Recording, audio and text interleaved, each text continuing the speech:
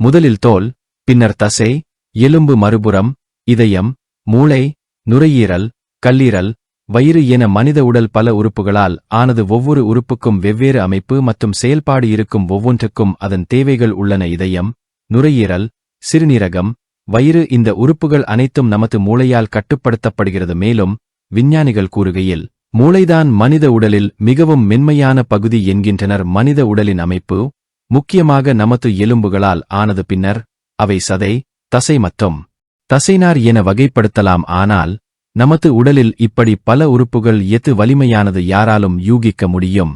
மனித உடலில் கடினமான தசை நம் இதயம். இது மிகவும் திறமையான உறுப்பு. ஏனெனில் பிறப்பு முதல் இறப்பு வரை இதயம் தொடர்ந்து இயங்குகிறது. இது முற்றிலும் தசைகளால் ஆனது. இதயம் ஒரு இதயத்துடிப்புக்கு 71 கிராம் இரத்தத்தை பம்ப் செய்கிறது. நம் உடலில் உள்ள தசைநார்கள் மற்றும் தசைநாங்கள் நம்ப முடியாத அளவிற்கு வலிமையானவை ஆகும். உடலின் வலிமையான பகுதி நமது எலும்புகள் என்று பலர் நினைப்பார்கள். மனித உடலில் உள்ள எலும்புகள் கான்கிரீட்டை விட 4 மடங்கு கடினமானவை. உடலின் கடினமான பகுதி எது? இந்த கேள்விக்கான பதில் எனாமல் ஆகும். பற்களின் வெளிப்புறம் எனாமல் கொண்டுள்ளது. பல் எனாமல் என்பது மனித உடலின் கடினமான பகுதியாகும். இந்த எனாமலின் 96% பல்வேறு தாதுக்களால் ஆனது. மானுடவியலாளர்கள் பல்லாயிரம் ஆண்டுகள் பழமையான மனித எச்சங்களிலிருந்து பற்களைக் கண்டறிந்துள்ளனர்.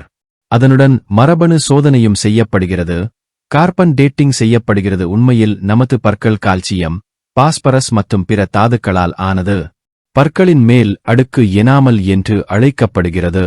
இது நம் உடலில் உள்ள கடினமான பொருளாகும். எனாமல் 96% தாதுக்களால் ஆனது என்பதால் இது அதற்கு வலிமையைக் கொடுக்கிறது. கூடுதலாக பற்களில் டெண்டின் உள்ளது. இது எலும்பைப் போல கடினமானது. சிமெண்டம் என்பது பல்லின் தாடை எலும்பை பிடிக்கும் ஒரு பகுதியாகும். மனித பற்களில் 4 வகைகள் உள்ளன. நிரந்தர பற்களின் எண்ணிக்கை 32 ஆகும். 4 கீறல்கள், 2 கோரைகள், 4 முன்முனைகள் மற்றும் 6 கடைவாய்ப்பற்கள் உள்ளன. பொதுவாக 7 முதல் 8 வயதிற்குள் பெரும்பாலான குழந்தைகளுக்கு பற்கள் விழும். பின்னர் புதிய பற்கள் வளரும். இது முதுமை வரை நீடிக்கும். 30 வயதிற்குப் பிறகு எனாமலில் பல மாற்றங்கள் ஏற்படத் தொடங்குகின்றன.